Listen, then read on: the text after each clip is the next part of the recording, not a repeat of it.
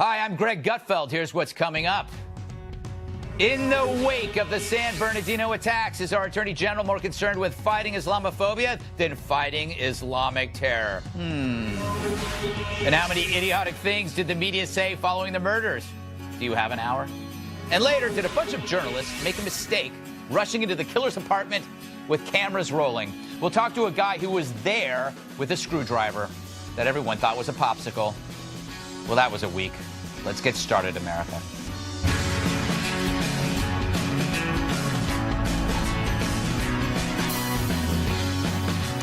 So, I guess it's terror after all. This is now a federal terrorism investigation led by the FBI. And the reason for that is that the investigation so far has developed indications of radicalization by the killers and of potential inspiration by foreign terrorist organizations. This after days of finger-pointing and wondering. Even one dolt blamed it on a Christmas party. I think we will eventually get some indication on what that dispute was about. This was a holiday party. Maybe it was called a Christmas party. I mean, there's so many potential triggers here. It's really unclear. It really is a trigger. Now, that sounds dumb, but he's right.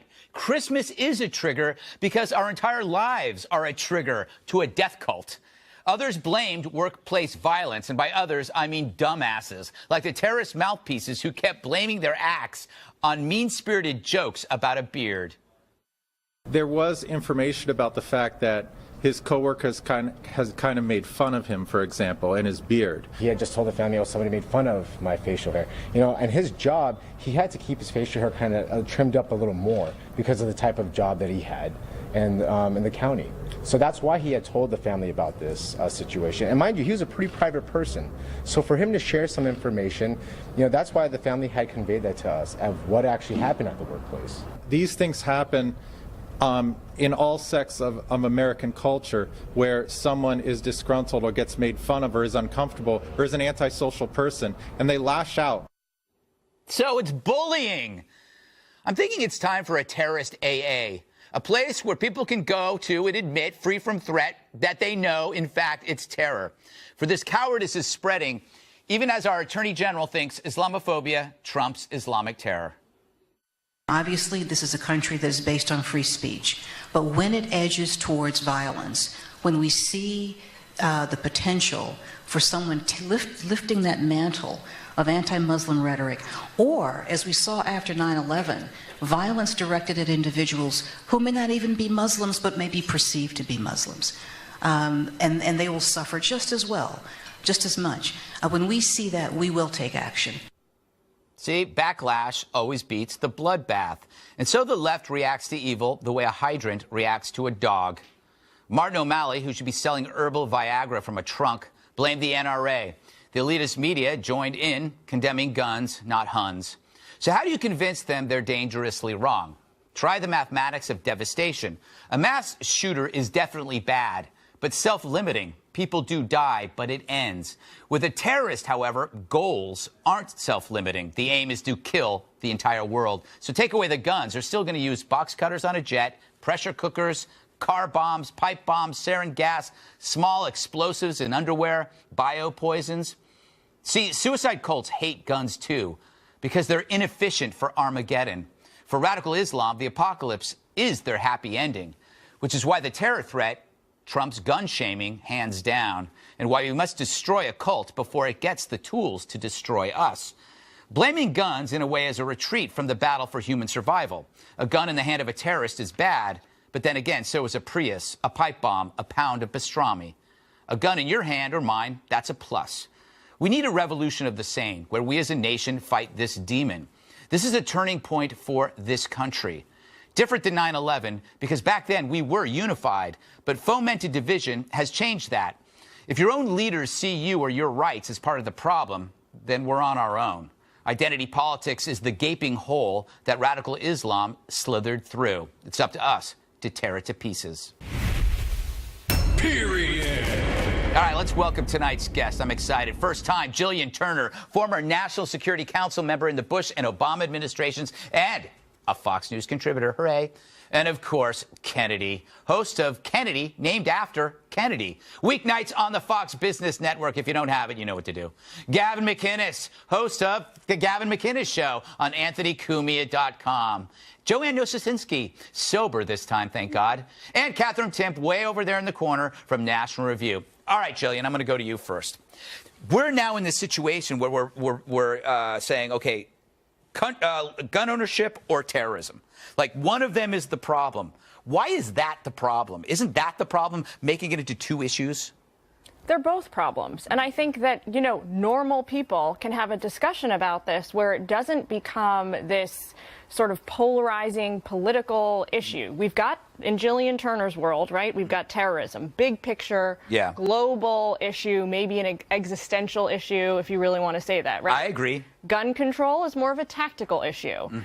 Here in the United States, I think we can do a better job, certainly, of keeping guns out of the hands of crazy people, of wannabe potential terrorists. I think we can keep guns out of the hands of people who are, say, on the terror watch list. Yeah, but this guy wasn't on it, was he? No, but a lot of people are, and they cannot board a flight on an American airline today, but they can stroll into a store anywhere in this country and purchase a firearm. No, if you're on the no-fly zone, you're not getting a gun. Obama was wrong when he said that. No, he was not wrong. Well, it's reality. No, I think that reality. you can. It's really hard to get a gun, and if you're on a no-fly zone, I'm a Canadian. I can't go into a store in the most gun-free zones. I mean, sorry, the most gun-friendly zones in the country.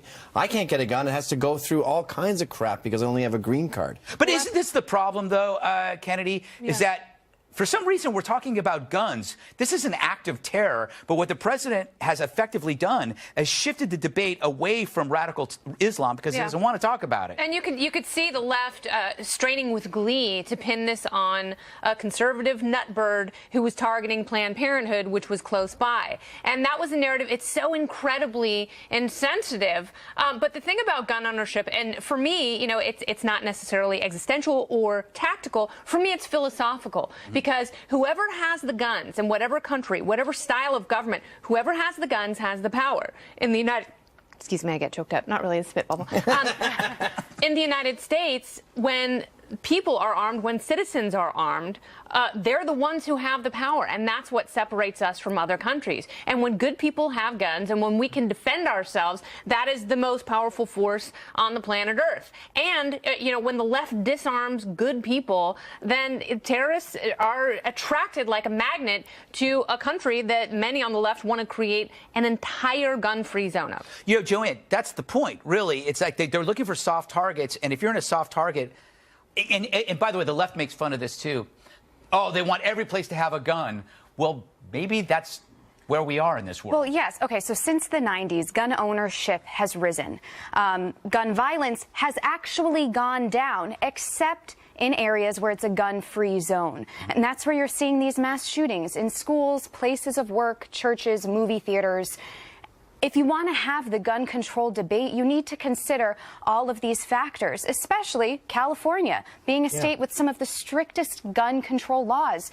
If you want that to be the model for the rest of the country, terrorists like these two are still going to find a way to get their weapons. And it's not about guns. What about bombs? I mean, we're not even talking about that because anything, the guns were really just an element to create the terror, which, you know, they don't have an incredibly high body count compared to Paris, compared to 9/11, but it strikes fear into people, and that's what makes it effective. And in that way, guns were really secondary in this story. I don't like that argument because I'm so sick of this elephant in the room. It's called Muslims. It's called Islam. It's called the Quran. The Quran clearly states, smite ye above their necks, but we turn ourselves into a pretzel to say it was the food, it was his beard, it was a Christmas thing.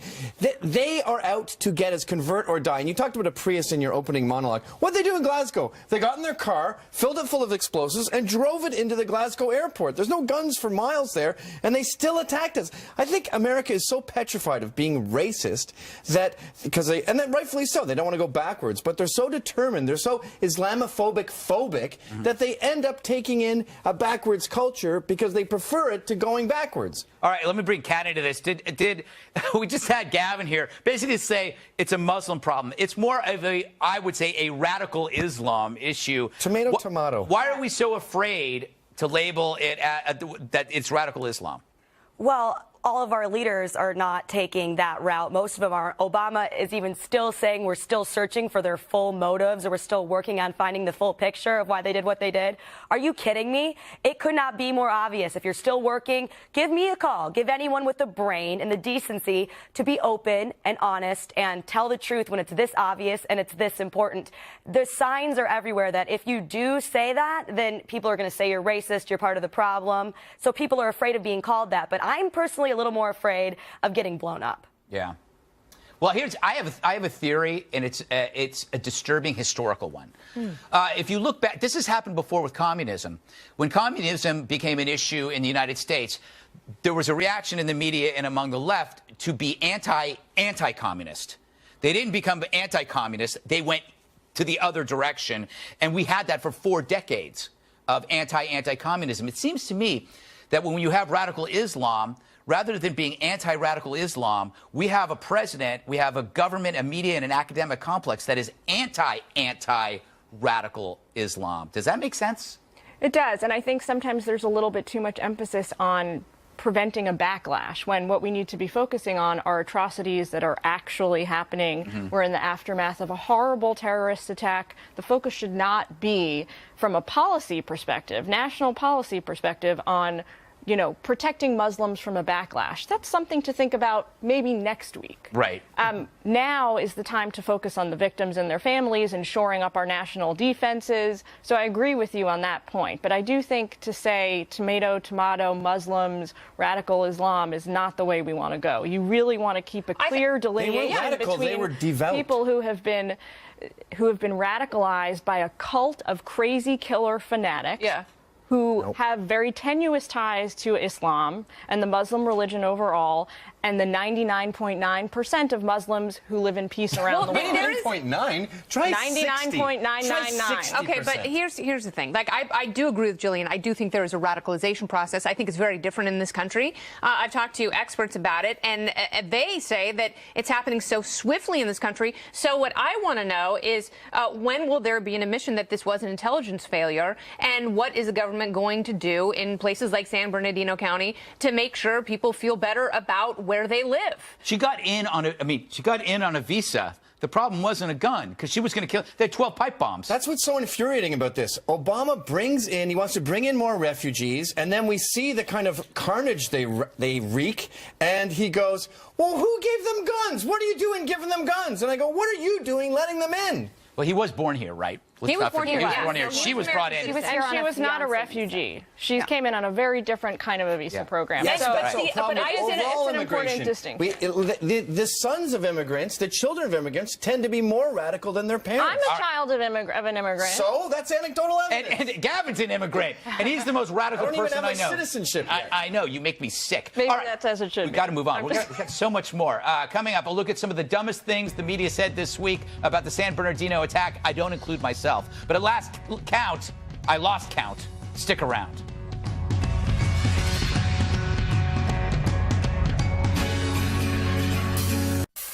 As of today, based on the information and the facts as we know them, we are now investigating these horrific acts as an act of terrorism.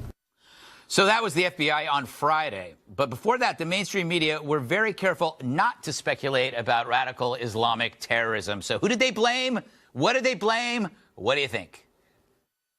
It could be some right-wing group, for all I know. Does this go back to our revolution? We're revolutionary people. We really don't believe in government. There are some people who believe that we're going to need another revolution someday. They cannot accept the fact that 1,500 ATF agents are not going to come knocking on their door one day and give them Obamacare and take away their gun. We can tell you that the Planned Parenthood, actually, of San Bernardino is only a few blocks away. I'm speculating like the rest of us here.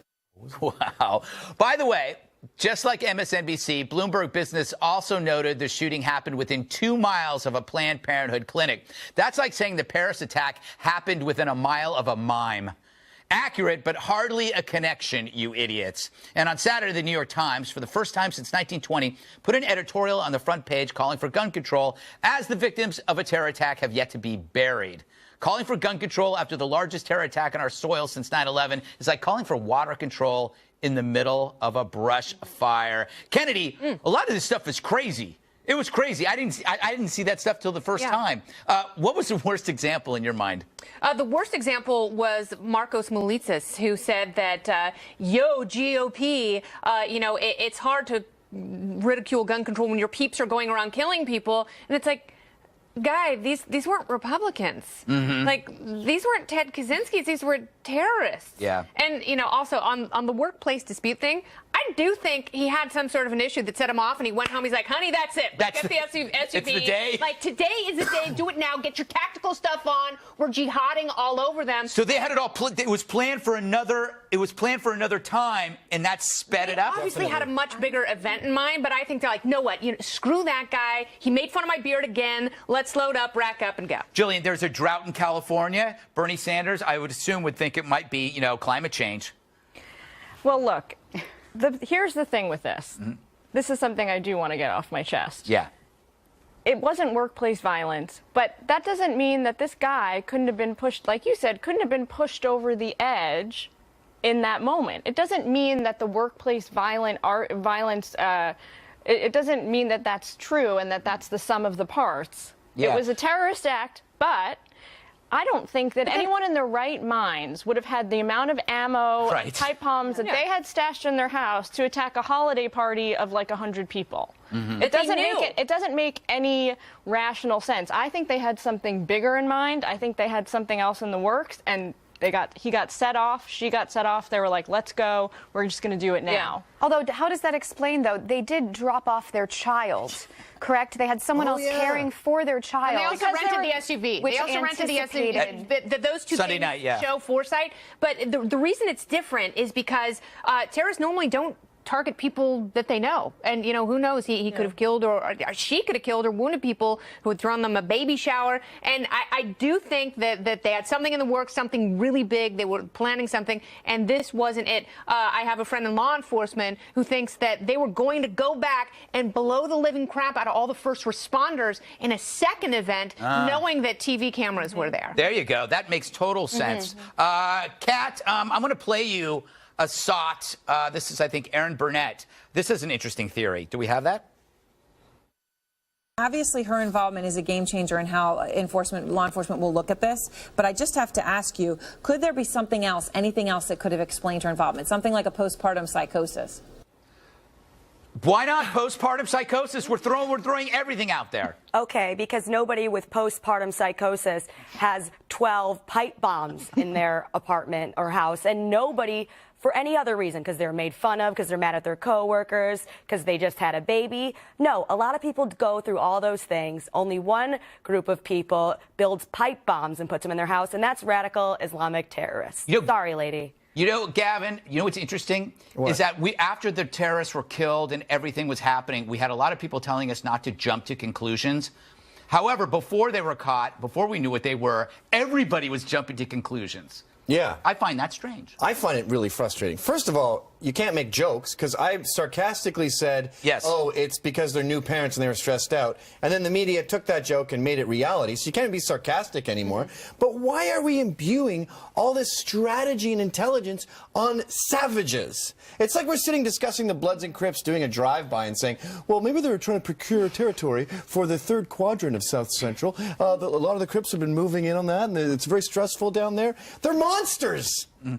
Well, that's a good question. But they're monsters with strategy. I mean, the strategy is very simple. Convert or die. Yeah, but this strategy is evolving, and so what intelligence and law enforcement has to figure out is how it's evolving.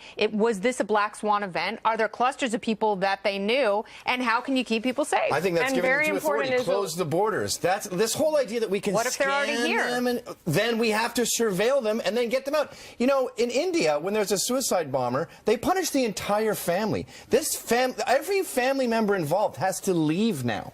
And what happened to the baby? Yeah, where is the baby? It's got to go too, I'm afraid.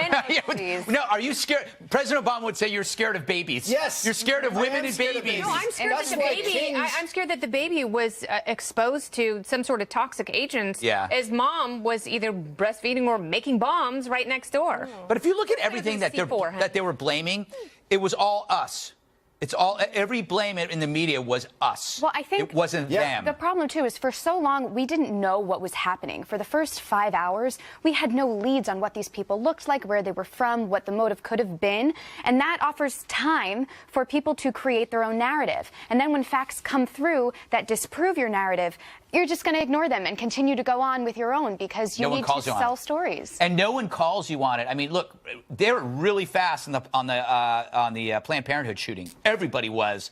When it turns out that guy was more like, who was the dude who lived in the woods? Ted Kaczynski. He was more of a Ted Kaczynski than a right-to-lifer by far. By the way, I want to roll some tape. This is from a previous guest, Miles McInnes, who had his own theories on how this happened.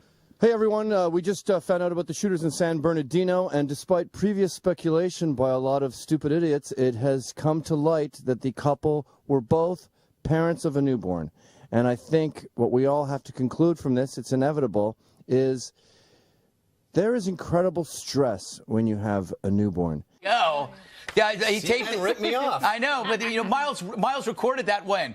Days ago. And other people actually validated it. You can't joke. They did food. Yeah. They said it was halal food they were making fun of. Yeah, the only thing that hasn't been brought into this is shoes.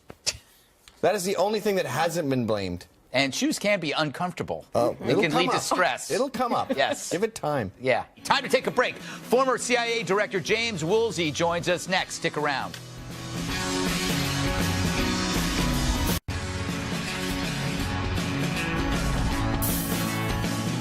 My next guest might be the only person in the world who hates Edward Snowden more than me.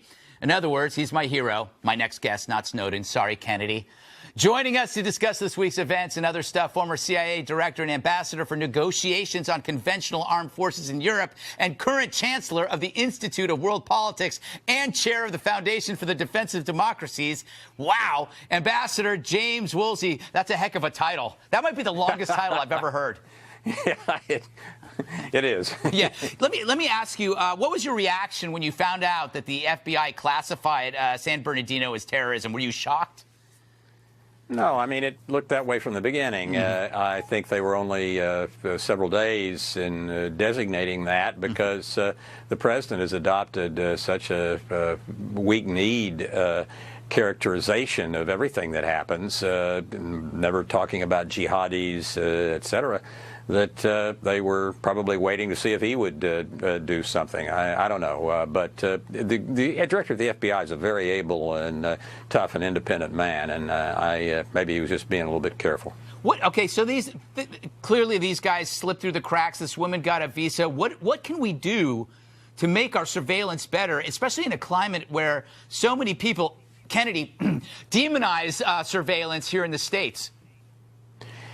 It is really tough. Some of the things that we could have done in matching up various types of behavior and figuring out what groups to pay attention to were undercut by Snowden. I mean, just to use one example, if Google keeps a pretty good track of what you visit on the web, and Amazon of what you buy, and Sapient of a lot of different bits of data and information.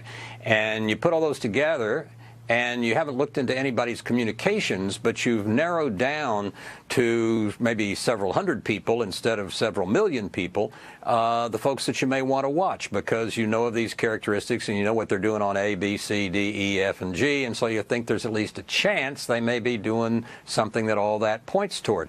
That type of analysis, which we can sometimes use overseas, but Snowden also damaged that, we have really gelded the world's most outstanding government intelligence technical institution, the National Security Agency, and we're trying to fight against ISIS having done that, and that's a terrible thing. Yeah, and I mean, the difference between now and, say, the Cold War, where we were dealing with nations that understood mutually assured destruction, in the case of ISIS and radical Islam, mutually assured destruction is exactly what they want.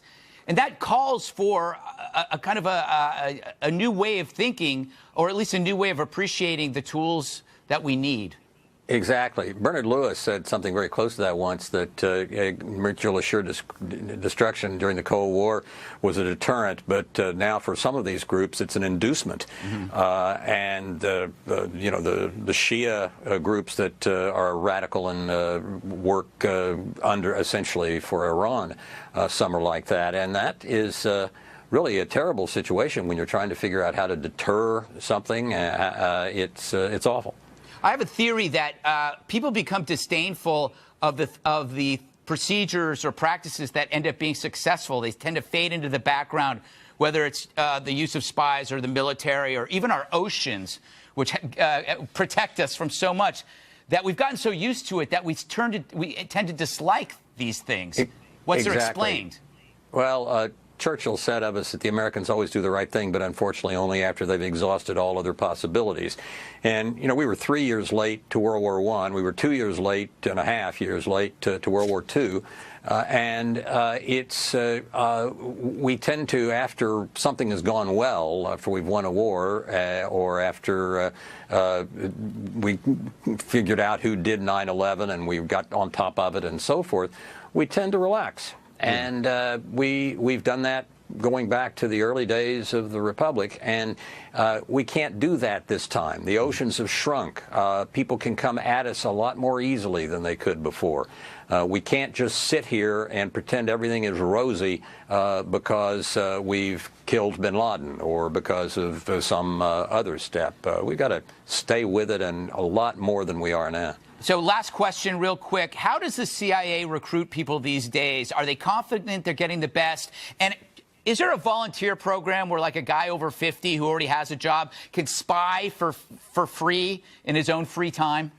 There are a huge number of applicants. People happily really want to come work for the agency, and they can be and are very selective. In terms of sort of people well through their careers doing something, occasionally it may be possible to do some individual task for the agency. I'll leave it up to the individual to have people talk to them to see. Well, thank you, Ambassador. That was extremely informative, and hope to talk to you again. All right. Coming up, why did the terrorist landlord open up their apartment on Friday? And should the media have been so quick to rush inside? I'm going to ask the guy who led the way in next. Stick around.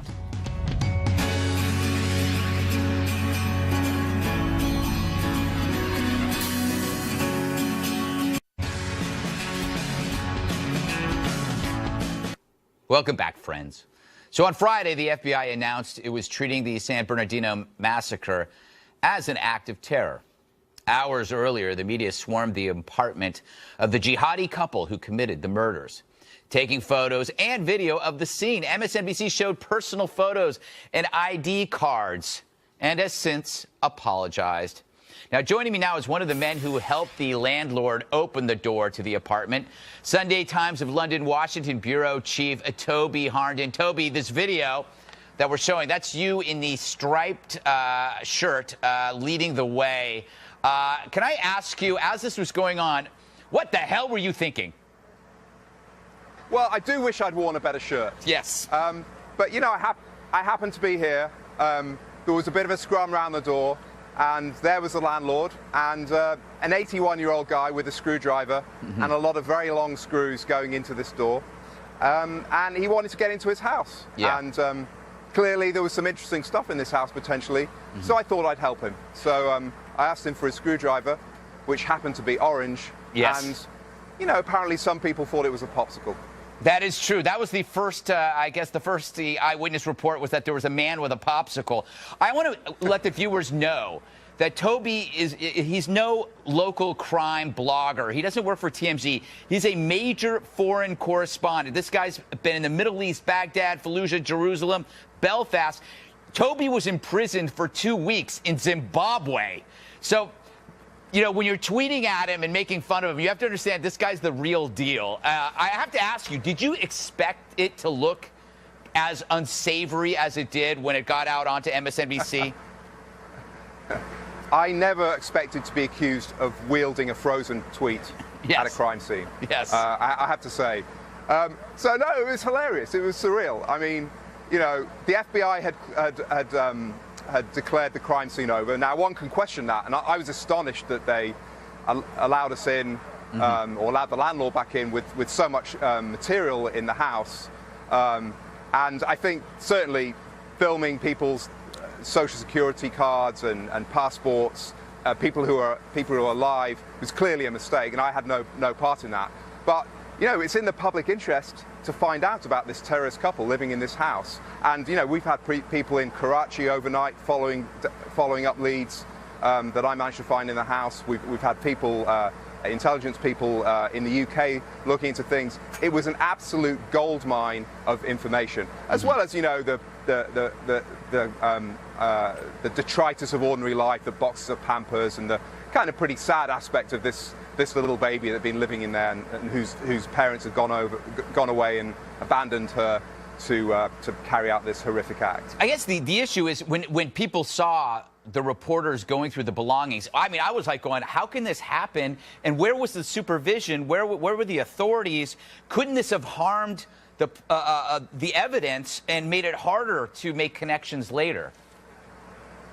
Oh, yeah, I think that's entirely possible, but as a reporter, that's not on me. I mean, once the police tape's down and the property owner's letting you in, I mean, you're just not doing your job if you don't go in there and see what you can find out. You know, I was photographing documents. I was looking at the ID cards. I was taking down. There were notebooks with numbers in Dubai and other parts of the Middle East in there. And sure, I was taking those down. I mean, it was important information. And I mean, it was kind of a lucky break as a journalist when structures break down and you're able to you know get at this stuff firsthand so soon after a crime. So so then I have to be critical, because what you're saying is it's not your fault that you were let in, although you admit you shouldn't have been in there, right? I mean, this is a question for the FBI, and you know, and maybe they know some things that I don't. But it would seem to me, certainly the British police would have sealed the house for months and be scouring through everything. And I'm slightly concerned as an American citizen that some of these documents weren't taken away from analysis. Maybe they photographed them in an incredibly clever way and they've already chased down all the leads, but it did seem to me that potentially they'd left a few loose ends there, if you will. Again, Toby, you sound like somebody who walked into a place and said, I can't believe they let me in here, and then you continued to walk through it. Right, but journalism's like that sometimes. Yeah, I know. All right, time to take a break. So, how will the San Bernardino attacks affect the 2016 presidential race? It's an excellent question, which we will discuss at length or for about 5 minutes. Stick around. You said the greatest threat to national security was climate change. Do you still believe that? Absolutely. In fact, climate change is directly related to the growth of terrorism. That was Larry David, the day after the Paris attacks, connecting terrorism to climate change. Meanwhile, Hillary Clinton acknowledges the San Bernardino attack as a terrorism case, but she's still clinging to her gun control. We've got to have a strategy to defeat these global terror networks. Now, part of that strategy, I'm just going to say this again, I've been talking about it for the last few days, is to try to prevent terrorists from getting their hands on guns in our country. Now that this is an official terror investigation, will Democrats keep playing the climate change card and the gun card, or will they come to their senses and admit that they've got all their heads up their collective butts? Don't hold your breath, mainly because it's harmful in the long term anyway. Kennedy. who's hurt by this? There's no Democrats on this side of the on the correct side of the issue. No, they were completely wrong, and shame on them, absolutely. Always these events give way to hysteria, and again, you have to check the insensitivity, because Joanne earlier noted that there was a huge gap where everyone was trying to figure out what's going on, pinning it on your political opponent, and then losing. That's such a facial disgracial, and of course, no one takes responsibility for it. And it's, I mean, I said this the other day on Outnumbered, but I think all of these events, fortunately, if you're a Donald Trump supporter, or unfortunately, if you're a rational human, I think they play into his hand, and these are all centered in his wheelhouse. Oh, now, Gillian, this is leading to a theory that I may have come up with or stolen from somebody. When the liberals abdicate their responsibility in a greater war, whether it's against communism or terror, that opens the pathway for other people who could be angrier or sincere or opportunistic to take that place. Does that make sense? It absolutely does, but that's the nature of politics. That's why some folks like me think that it's all a bunch of crap, excuse my language. And How dare you? Focus on the issues, right? This kind of a horrible atrocity, tragically, makes room for all the crazies to come out of the woodwork, and it's kind of like the Rorschach test. Like, what do you see in the photo? Everyone with an axe to grind is going to do it. Butterflies humping. But we could blame Hillary Clinton's necklace and talk about that for a few minutes. Yeah, that's true. But that might be a better thing to talk about. There's a difference here. With the left, they say, and they often say this to me, they go, I like how when it's a white shooter, you say it's just some crazy guy who was on too much medication, but when it's a Muslim, you say it's part of an overall plan. And I go, it is, and they are. That's why I do that. That is why you do that, Gavin. I've been there when you have done that. And yes. Muslim attacks, terrorist attacks are adhering to the Quran. They're well laid out. All our other white attacks are always nuts, and they always have been. Well, let's look at Donald Trump. Yeah. God love him. The guy says what he thinks, and he didn't say anything that sounded remotely like President Obama or Hillary Clinton. Nobody has a gun except the bad guys, the scum, the scum. They're scum. And nobody has a gun. Nobody can protect themselves. They got lucky that they left. They left because they didn't want to die. It's a whole big hoax. They want to die. They don't want to die. They talk about they want to die. They don't want to die. They're chicken, believe me. They don't want to die. No, they don't want to die. He's like Clint Eastwood in Gran Torino. Yeah, but I've got to tell you, best guy ever. Yeah, Joanne, it's refreshing because people want to hear this because everybody else has abdicated their responsibilities. Well, and two, it's like the left is fighting faux evil, an idea like climate change versus an actual radicalized religion, terrorists who are carrying this out for their greater cause. And I think that we see in Trump, it's a man who wants to fight real evil. Whether or not there's a right way to do that, or if he even knows how to do that, I don't know. But we like to hear that after something like this. It's, you know what it is? He might not be the right man for the job, but it's the right moment to hear those words because everybody's thirsting to hear those words. Kat, last word to you. Who has the best chance to defeat this threat? Look, I don't know. Obviously, none of us know. I agree with you in terms of what Trump is saying being important. And for a different reason that hasn't really been brought up is that he calls them scum. He says that we can't be treating them, talking about them like they're these huge masterminds and these powerful, it makes them feel more cool. I'm sure it does. I think we need to be calling them losers. I think we need to be saying they're weak, that they're cowards, that we make sure that we don't make them feel like they're awesome. All right, we're going to be back with some closing thoughts after this. Stay.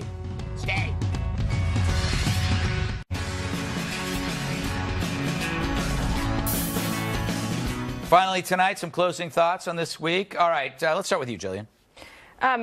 Paris and San Bernardino have made it painfully clear to the entire world that ISIS has not been contained in the Middle East, which is something that the administration has been touting for a while now. The president recently has been very focused on what I would call tactical victories. We've disrupted a cell here, we've cut off a supply route there, and that means that in the overall fight against ISIS, we're making progress. The second that terrorists were able to penetrate the heart of the French capital 2 weeks ago and influence people as far across the globe as Americans here at home, they blew that explanation out of the water. And so I think putting all of this aside, focusing on the future, we need a good, solid, comprehensive plan to fight ISIS, militarily and to fight the ideology. Very good. Kennedy? Something we didn't have a chance to talk about, and that was the raid on the house in Redlands. People say that it was a big mistake on the part of the FBI. I actually think that that was very deliberate, and they took what they needed to. They had news cameras there in order to disseminate the information that the house was now open, and that they would then track people who came back in desperation, either looking for some sort of material, something they might have left behind, or something that would further implicate those people. I don't think that was a mistake at all. Wow. Interesting thought there, Gavin. That's a tough theory to top. I would just say that what you said isn't a theory. It's a sociological observation that goes back throughout history. When you are a wimp, you create a vacuum, and another bully is going to come in. So we need a Cruz or a Trump to reestablish American bravado, American machismo, or else a more backwards and intolerant culture, Islam, will step up and go, okay, I'll be the jerk. So we need a Cruz or a Trump, because whether you like it or not, there has to be a jerk position, and we are the best people to be in that. We are the best jerks. Yes. We are the best jerks ever. Joanne? Oh, yeah. I would just leave you with this, that radicals should always be a greater threat than rhetoric. And I think that that's something the politicians need to keep in mind, especially when the American voter is as concerned about our safety as we are right now. Very good. Last to you, K-A-T. I think that leaders need to be more focused on finding solutions than how to have the most politically advantageous take. Hillary has to know this isn't as simple as just guns, but she also knows that that's a great take that makes her narrative go forward, and also because she doesn't want to look dumb for what she said when she spoke too soon. So let's be more concerned about solutions and less concerned about getting retweets on whatever you said that was so interesting or politically advantageous. I think I'm going to tweet that later. Oh, yeah, cool. Awesome. Well, we had a smart panel tonight. Thanks to Gillian Turner, Kennedy, as always, Gavin McInnes, James Woolsey, Tommy Harnden, Joanne Nosuchinsky, Katherine Timpf. I'm Greg Gutfeld, and I love you, America. I do.